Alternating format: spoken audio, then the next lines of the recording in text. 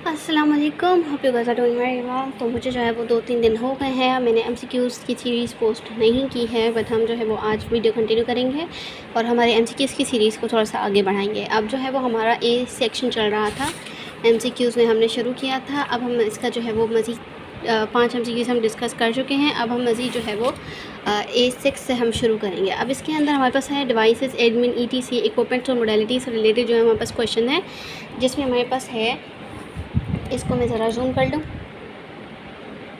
ठीक है। The examination reveals muscle spasm of piriformis, ठीक है, which is compressing the sciatica nerve and producing the pain in the position posterior hip regions, ठीक है। The pain has been worsening over past 3 months. What is the correct ultrasound setting for this case, ठीक है। अब हमारे पास यहाँ पर modalities का question आ गया है, अल्ट्रासाउंड सेटिंग की बात की है यहाँ पर। तो हमारे पास 4 ऑप्शन हैं, ठीक है, 4 ऑप्शन यहाँ पर हमारे पास मौजूद हैं। A1 मेगाहर्ट्ज़ पल्स एट 1.0 वाट पर सेंटीमीटर स्क्वायर, ठीक है। दूसरा हमारे पास है 3 मेगाहर्ट्ज़ कंटिन्यूस, ठीक है। एक हमारे पास पल्स है, दूसरा हमारे पास कंटिन्यूस है। इसके हमारे पास 4 ऑप्शन हैं। अब फर्स्ट क्वेश्चन जो है, फर्स्ट ऑप्शन और फोर्थ ऑप्शन 1 मेगाहर्ट्ज़ का है। इन दोनों को हमने लगा दिया क्रॉस, क्योंकि 1 मेगाहर्ट्ज़ जो है वो हमेशा सुपरफिशियल टिश्यू 1 मेगाहर्ट्ज़ जो है ना, ये हमारे डीप टिश्यूज़ के लिए यूज़ होता है। इसको क्रॉस नहीं लगाना, ये गलती से होगा, ठीक है। जो 3 है ना, 3 मेगाहर्ट्ज़, ये दोनों क्रॉस लगेंगे, क्योंकि जो है ये दोनों हमेशा सुपरफिशियल टिश्यूज़ के लिए यूज़ होता है, और जो 1 मेगाहर्ट्ज़ है ना वो डीप टिश्यू के लिए यूज़ होता है। अब बात आ जाती है पल्स की और कंटिन्यूस की। पल्स की बात करें तो पल्स में हमेशा ऑन एंड ऑफ आता है, ठीक है। फ्रिक्वेंसीज़ आई, फिर पोज आया, फिर फ्रिक्वेंसीज़ आई, फिर पोज आया, फिर फ्रिक्वेंसीज़ चली, मतलब एक टाइमर सेट होता है जिसके अकॉर्डिंगली मतलब जो है वो सेटिंग हुई भी होती है, ऑटोमेटिक ऑन एंड ऑफ का जो है सीन वो चल रहा होता है, ठीक है। अब ये जो है ना अल्ट्रासोनिक वेव्स जो पल्स होती हैं, ये हमेशा पोर्शन ऑफ ट्रीटमेंट के लिए यूज़ किया जाता है। एक छोटा सा पोर्शन होता है, उसको ट्रीट करने के लिए यूज़ किया जाता है। लेकिन जो कंटिन्यूस है ना अल्ट्रासाउंड, जिसकी वेव्स बिना ऑन एंड ऑफ मतलब ऑन होती हैं, ऑफ नहीं आती, बीच में इंटरवल नहीं आता कोई भी कि गैप आ जाए, पोज आ जाए, नहीं। तो ये जो है ना मसल स्पाज़म के लिए यूज़ होता है। थर्मल इफेक्ट इसका होता है, और क्रोनिक इश्यूज़ में और डीप मसल्स को रिलीज़ करने के लिए, रिलैक्स करने के लिए अल्ट्रासाउंड यूज़ किया जाता है, ठीक है। तो पहले जो है सेकंड और थर्ड ऑप्शन को हमने क्रॉस लगा दिया, बचा हमारे पास 1 और 4th ऑप्शन। अब पल्स जो है ना वो on end of, on end of, on end of चलता है, ठीक है। अब और जो है पल्स है वो हमेशा यूज़ किया जाता है पोर्शन ऑफ ट्रीटमेंट के लिए, मतलब छोटा सा पोर्शन होगा जिसको सुपरफिशियल ट्रीटमेंट चाहिए होगा तो हम उसमें पल्स दे देंगे। लेकिन जो हमारा यहाँ पर जो दिया गया ना मसल स्पाज़म ऑफ पेरिफॉर्मिस, अब पेरिफॉर्मिस में वो एक डीप मसल है, ठीक है, वो आपको जो है वो डीप में थोड़ा सा मिलता है, और वो शियाटिका नर्व को कंप्रेस कर रहा है, तो उसको हम रिलीज़ करने के लिए हम हमेशा कंटिन्यूस की तरफ जाएंगे। 1 मेगाहर्ट्ज़ जो कि डीप अल्ट्रासोनिक वेव्स होती हैं, और कंटिन्यूस वे में हम इसको प्रोवाइड करेंगे, तो हमारा करेक्ट आंसर यही हुआ। अब हम इसके ना रीजनिंग पे आ जाते हैं जो इन्होंने हमें प्रोवाइड किया। अब कंटिन्यूस अल्ट्रासाउंड जो है वो अप्लाई होता है to achieve thermal effect such as chronic में 1 मेगाहर्ट्ज़ जो है वो continuous ultrasound provide deep heating to a depth of 3 to 5 centimeter, ठीक है। ये डीप अल्ट्रासाउंड की डेप्थ बताई गई है कि वो कितना डीप प्रोवाइड करेगा। At this frequency attenuation absorption की जो बात हो रही है लेस होती है in superficial time tissues, this allows more energy to be absorb, thus producing more heat in deeper tissue layers. अब हमारे पास करेक्ट आंसर 4 क्यों है ये इन्होंने हमें बता दिया। अब ये इसकी कुछ प्रॉपर्टीज़ हैं जो कि मैंने यहाँ पर डिस्कस की हैं। थर्मल इफेक्ट की बात करें तो हीटिंग टिश्यूज़ होती है, थर्मल इफेक्ट जो है वो टिश्यू को हीट करके जो है वो प्रोड्यूस किया जाता है। नॉर्मल थर्मल जो इफेक्ट आता है वो हमारे पास कैविटेशन और अकाउस्टिक या स्ट्रीमिंग, अकाउस्टिक स्ट्रीमिंग या माइक्रो स्ट्रीमिंग के लिए जो है वो इफेक्ट होता है, मतलब प्रोड्यूस करता है। नॉन थर्मल इफेक्ट जो है वो ये वाले इफेक्ट्स जो हैं वो प्रोड्यूस करता है, ठीक है।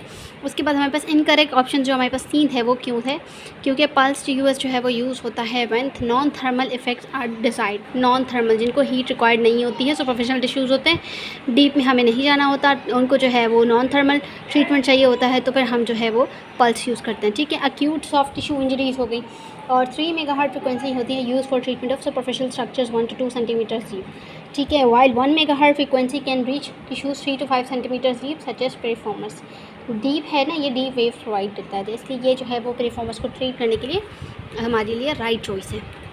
अब हमारे पास जो है इसकी एनालिसिस करते हैं कि the test taker must consider the symptomology plus the specific treatment parameters given for US treatment and determine what will most likely improve the symptomatology।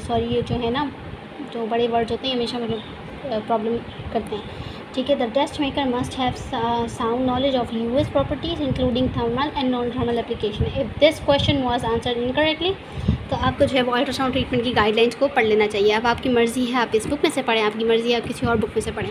मैं जो है ना वो ये वाली बुक यूज़ कर रही हूँ, ठीक है, मैं ये यूज़ कर रही हूँ। अब जो है हमारे पास दूसरा क्वेश्चन आ जाता है हमारे पास। अब इसमें जो है अब बात करते हैं हम इसकी न्यूरोमस्कुलर फंक्शन की, फाउंडेशनल साइंस है। एक इंजरी है classified as American spinal association ASIA A, ठीक है, कंप्लीट इंजरी।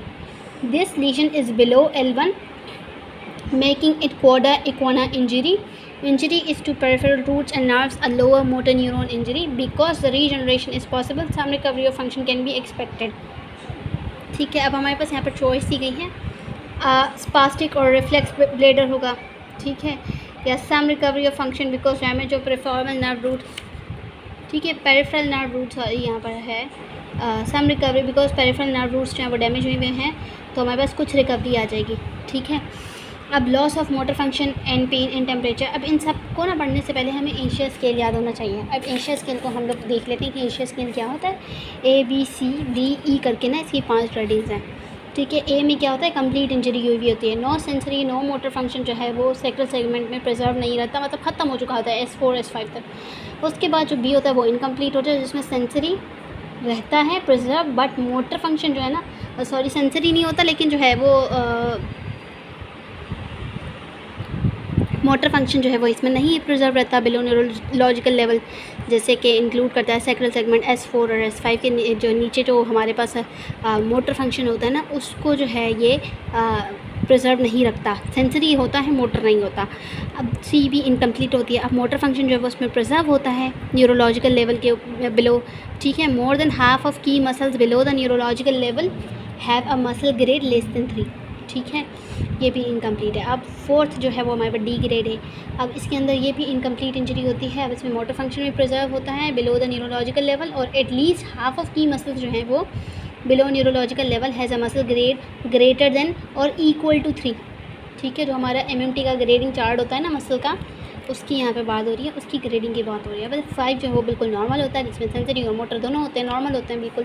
अब इसमें ये क्या बात कर रहे हैं, लीजन इज़ बिलो L1, जो हिट हुआ है वो बिलो L1 हुआ है, कॉडा इक्वाना में इंजरी हुई हुई है। अब जब कॉडा इक्वाना में इंजरी हुई हुई है तो वो यहाँ पर कहाँ लाई कर रहा है, ठीक है, S4 S5 में, मतलब कॉडा इक्वाना हमें कहाँ मिलता है, L1 से शुरू होता है, L2 के बाद हमारे पास कॉडा इक्वाना शुरू हो जाता है, तो वहाँ पर जो है ना हमारे पास कुछ फंक्शंस जो है ना प्रिजर्व रहेंगे, ठीक है, वो हमारे पास जो है रहेंगे, क्योंकि वो बहुत ही डीप में चला गया ना, उसमें पेरिफेरल नर्व जो है वो इन्वॉल्व हो गई हैं, तो हमारे पास ब्लेडर या स्पास्टिक ब्लेडर या रिफ्लेक्सिव ब्लेडर नहीं होगा, ठीक है। लॉस ऑफ मोटर फंक्शन नहीं होगा, और पेन और temperature sensation below the level of legion with light touch for perception and position sense preserve नहीं, ठीक है, ये भी नहीं होगा। Greater loss of upper extremity function, greater loss upper extremity नहीं है, क्योंकि कॉडा इक्वाना में इंजरी है, तो वहाँ के जो लेवल पे इंजरी जो होती है वहाँ पर हमारे पास बहुत सारे फंक्शंस जो हैं वो प्रिजर्व रह जाते हैं, ठीक है। Then lower extremity function with early loss of pain and temperature sensations, ठीक है। तो इसका करेक्ट आंसर है कि हमारे पास कुछ रिकवरी ऑफ फंक्शन रह जाएगा,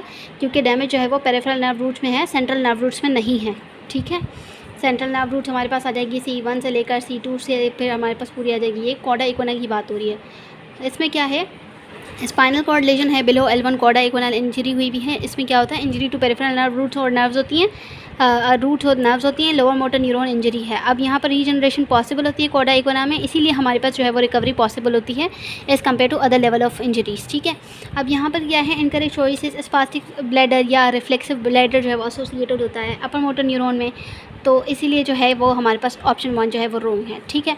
अब बाकी चॉइसेस को डिस्क्राइब किया जाता है, डेफिसिट होता है एसोसिएटेड विद एंटीरियर कोर्ट, ठीक है, चॉइस 3, और सेंट्रल कोर्ट सिंड्रोम चॉइस 4।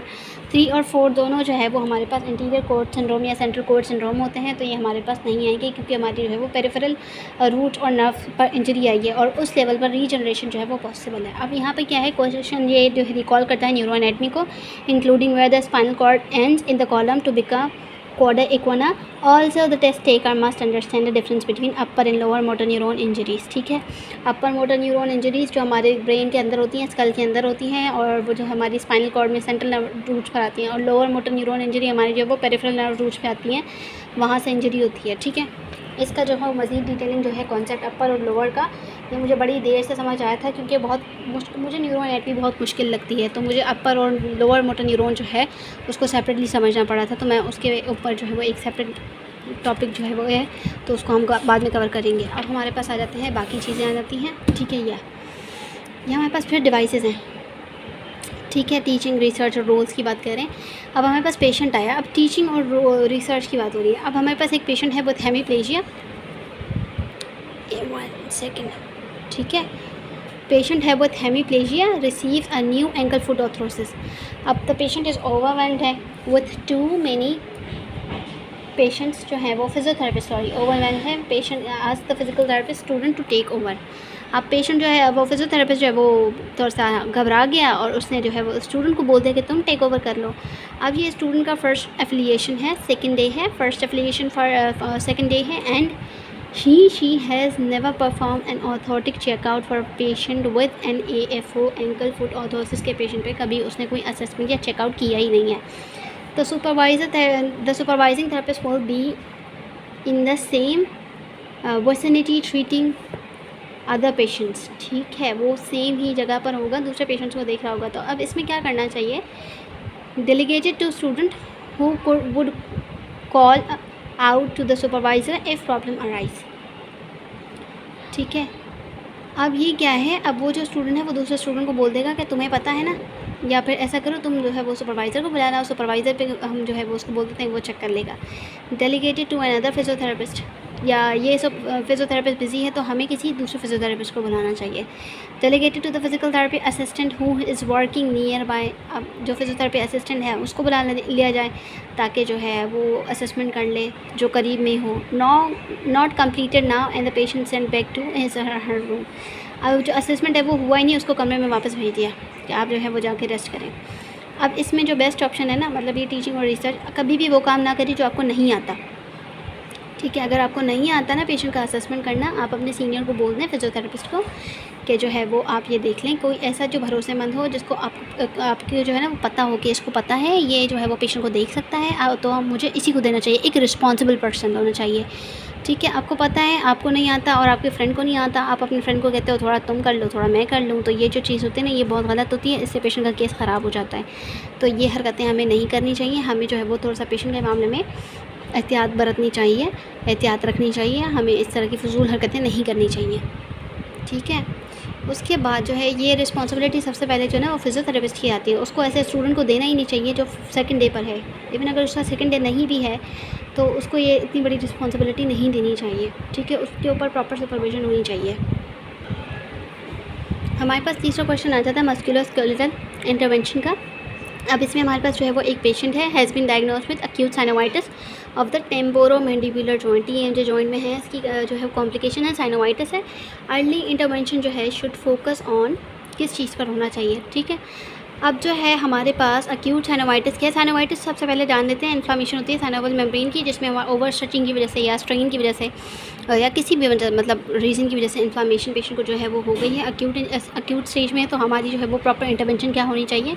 तो इसमें हमारे पास 4 ऑप्शन हैं, applications of intra oral appliances and phonophoresis. Intra oral medications आपने उसको प्रोवाइड कर दी। ठीक है, या फोनोफरेसिस एक हमारा जो है वो मोडेलिटी का ट्रीटमेंट होता है जिसमें हम लोग आइंस के थ्रू ट्रीटमेंट दे रहे होते हैं पेशेंट को, हमने वो दे दिया। या जॉइंट मोबिलाइजेशन और पोस्टरल अवेयरनेस। जॉइंट मोबिलाइजेशन, अब साइनोवल मेम्ब्रेन इन्फ्लेम हुई है, सबसे पहले उसकी इन्फ्लामेशन को हमें रिड्यूस करना चाहिए, बाद में हम लोग जो है वो उसकी जो है उस पर जाएंगे मोबिलाइजेशन पर और पोस्टरल अवेयरनेस की तरफ जाएंगे। Instruction to eat soft food diet and phonophoresis. ठीक है, अब इसको क्या इंस्ट्रक्शन देनी है। अब उसकी साइनोवाइटिस हुई हुई है तो हम उसकी मोबिलिटी को रिड्यूस कर देंगे। क्या करेंगे, रिड्यूस मोबिलिटी। इमोबिलाइज तो हम उसको कर नहीं सकते, ऑब्वियसली बात है, इमोबिलाइज करेंगे तो वो खाएगा क्या, तो इसलिए रिड्यूस कर देंगे मोबिलिटी बाय इंस्ट्रक्टिंग हिम और her to eat a soft food diet, और हम उसमें फिर फोनोफरेसिस को जो है वो ट्रीटमेंट प्रोवाइड करेंगे। Temporal stretching and joint mobilization, अब जो है वो वैसे ही ओवर स्ट्रेचिंग की वजह से जो है वो साइनोवाइटिस मेम्ब्रेन जो होती है इन्फ्लेम हो चुकी होती है, तो उसको अगर आप मज़ीद स्ट्रेच दोगे तो वहाँ पर डैमेज कॉज होगा। ठीक है, आपको पहले हमेशा स्ट्रेंथन करना पड़ता है मसल को, देन आप स्ट्रेचिंग की तरफ जाते हो। ठीक है, आप ट्रीटमेंट प्रोवाइड करते हो या मसल को पहले रिलीज़ करते हो। तो हमारा बेस्ट जो है वो ट्रीटमेंट क्या होना चाहिए, पहले तो इन्फ्लेमेशन को रिड्यूस करेंगे, आइसिंग देंगे, इमोबिलाइज़ करेंगे या मोबिलिटी को रिड्यूस करेंगे, उसके बाद जो है वो हम उसके फर्दर ट्रीटमेंट में जाएंगे। पहले होती है पेन रिड्यूस करते हैं, फिर स्ट्रेचिंग और स्ट्रेंथनिंग एक्सरसाइजेज होती हैं, फिर हमारे पास मोबिलाइजेशन आ जाती है। ठीक है, डायरेक्ट हम मोबिलाइजेशन पर मूव नहीं करते, तो इसीलिए हमारे पास क्या है, पहले हम उसको इमोबाइल करेंगे, उसको हम जो है वो अप्रोप्रिएट ट्रीटमेंट देंगे, देन हम उसकी स्ट्रेचिंग और मोबिलाइजेशन पे जाएंगे। ठीक है, तो अब हम इसकी टीचिंग पॉइंट्स पे आ जाते हैं। अब करेक्ट आंसर जो था वो हमारे पास 3 था। हम उसको सॉफ्ट फूड ताकि उसकी मोबिलिटी रिड्यूस कर सकें, और उसको हम फोनोफोरेसिस का ट्रीटमेंट अप्लाई करेंगे। अब फोनोफोरेसिस का ट्रीटमेंट और एजुकेशन के आपको जो है वो सॉफ्ट फूड लेना है, should help resolve the acute inflammatory process in the TMJ joint. ठीक है, अब इनकरेक्ट की बात करें तो intra oral appliances occurs only when the acute inflammation is not resolved. जब हमारे पास जो हमारा ट्रीटमेंट नहीं हो रहा सही से, जैसे कि ये काम ट्रीटमेंट नहीं कर रहा, फिर हम उसको जो है देंगे इंट्रा ओरल मेडिकेशंस। ठीक है, अप्लायंसेस लगेंगे। एक्यूट इन्फ्लेमेशन जब रिजॉल्व नहीं हुई है, ब्रोजिज्म हो गया है, ब्रोक्सिज्म हो गया है, ठीक है, कंटिन्यूस है, joint mobilization should not be attempted with an acute inflammation. वो हमेशा क्रॉनिक में होती है मोबिलाइजेशन, जब जॉइंट पूरी तरह से रिस्ट्रिक्ट हो चुका होता है, उसमें हम जो है वो मोबिलाइजेशन प्रोवाइड करते हैं। ठीक है, अब हमारे पास इसमें बात करें कि ये केस रिक्वायर करता है 1 to enter the best course of action for a patient with TMJ joint disorder. The potential choices for this patient requires a test taker to determine what would result in the best possible outcome for the patient and to consider how each approach and modality will likely provide such a positive result. ठीक है, then हमारे पास हम आगे बढ़ते हैं। अब इस चीज़ पे आ जाते हैं। ठीक है, अब ये क्या है, ड्यूरिंग अ सर्वाइकल स्पाइन, इसको मैं ज़रा जूम आउट करूँ। ठीक है, during a cervical spine examination physiotherapist observe करता है restricted left rotation to the C7 and T1। Left side पर रोटेशन रिस्ट्रिक्टेड है। ठीक है, राइट साइड पर नहीं है, लेफ़्ट पर रिस्ट्रिक्टेड है स्पाइनल लेवल पर। After stabilizing the thoracic spine, the therapist hand placement for mobilization to improve left rotation should be at. कौन से लेवल पर होनी चाहिए उसकी, ताकि वो जो है उसकी इम्प्रूवमेंट कर सके रोटेशन में। पहले तो posterior right C7 articular pillar, posterior left C7 articular pillar, tip of T1 spinous process, posterior left C6 articular pillar. अब C7 और T1 के दरमियान रिस्ट्रिक्शन आ रही है, तो प्रोबेबली हमारी जो रिस्ट्रिक्शन होगी वो C7 पर होगी, C7 को टारगेट कर रही होगी, तो उसके जो है वो आर्टिकुलर पिलर जो हैं हम उसको टारगेट करेंगे। अब जो है ये लेफ़्ट रोटेशन जो है वो उसमें प्रॉब्लम कर रही है। ठीक है, तो हम राइट साइड से उसको क्या करेंगे, मोबिलाइज़ करेंगे। ठीक है, राइट साइड से हम उसको मोबिलाइजेशन देंगे, ताकि उसकी जो राइट साइड पर है वो रोटेशन उसको हम जो है वो लेफ़्ट रोटेशन जो है इसकी हम उसको ओपन अप कर सकें। सही है, तो ये इसकी हमारी जो हैंड प्लेसमेंट होगी ना वो C7 पर होगी, पोस्टीरियर पर नहीं होगी, T1 पर नहीं होगी, क्योंकि हमारी जो मेजर प्रॉब्लम है वो आई ही ऊपर से रही है, फिर नीचे जा रही है ना, तो हम ऊपर से रिजॉल्व करेंगे, फिर हम नीचे की तरफ जाएंगे। ठीक है, posterior left C6 articular pillar, C6 पे क्यों जाएंगे जब हमारा प्रॉब्लम है ही C7 और T1 के ऊपर। ठीक है, the most effective hand placement होगी greater left rotation is at posterior aspect of right C7 articular pillar because it rotates the C7 vertebra to the left. सही है, उसके बाद हम बात करते हैं, तो इसमें जो हमारे पास करेक्ट आंसर जो है वो 1 है। The most effective hand placement तो होगी for mobilization into greater left rotation is at posterior aspect of right C7 articular pillar because it rotates the C7 vertebrae to the left। अब हमारे पास articular pillars जैसे कि हमारे पास जो है वो ट्रांसवर्स प्रोसेस आ जाएंगे, वहाँ के फेसर जॉइंट्स आ जाएंगे, तो हम जो है वो एक साइड पे फेसर जॉइंट को जो है वो हमारे ट्रांसवर्स प्रोसेस को जो है वो दोनों ट्रांसवर्स प्रोसेस को हम जो है वो पोस्टीरियर साइड से पकड़ेंगे, राइट साइड से हम प्रेशर अप्लाई करेंगे और इस तरह से हम मूव करते हैं। जैसे कि हम जो है वो नेक्स और स्नैक्स परफॉर्म करते हैं, तो हम यहाँ पर जो है वो इस तरह से पोस्टीरियर हमारी हैंड प्लेसमेंट होती है। हम जो है वो अगर तो हमें लेफ़्ट साइड की रोटेशन को इम्प्रूव करना है तो राइट साइड से जो है वो हम प्रेशर अप्लाई करेंगे पोस्टीरियरली, तब हमारी जो है वो इसकी जो है वो रोटेशन इम्प्रूव हो जाएगी। इनकरेक्ट की बात करें तो हैंड प्लेसमेंट जो है वो लेफ़्ट C7 और C6 और C7 पर पिलर जो है वो प्रमोट करेंगे राइट रोटेशन ना, राइट लेफ़्ट साइड अगर आप जो है वो प्रेशर अप्लाई करते हैं तो वो जो है वो राइट को रोटेट करेगी, राइट से करते हैं तो वो लेफ़्ट को रोटेट करेगी। तो हमारी जो रोटेशन होनी चाहिए वो हमेशा सही डायरेक्शन में होनी चाहिए, ठीक है। C7 के लेफ़्ट साइड से नहीं, राइट साइड से होनी चाहिए। उसके बाद हमारे पास आ जाती है प्लेसमेंट है T1 के स्पाइनस प्रोसेस पर will create a postero anterior glide. Flexion और एक्सटेंशन को इम्प्रूव करने के लिए वो की जाती है, तो हमें वो नहीं चाहिए। विच विल प्रमोट फ्लेक्शन, ठीक है, at T1 and T2 segment and extension at C7 and T1 segment पर, ठीक है। उसके बाद हमारे पास रीजनिंग एनालिसिस आ जाती है। The test maker taker must have a solid understanding of anatomy and joint mobilization technique in order to reason out the best way to facilitate left rotation of C7 vertebrae and provide manual therapy for cervical vertebrae injury। अगर तो ये गलत answer किया है ना, तो mobilisation guideline जो है वो सर्वाइकल स्पाइन की रिव्यू कर लें।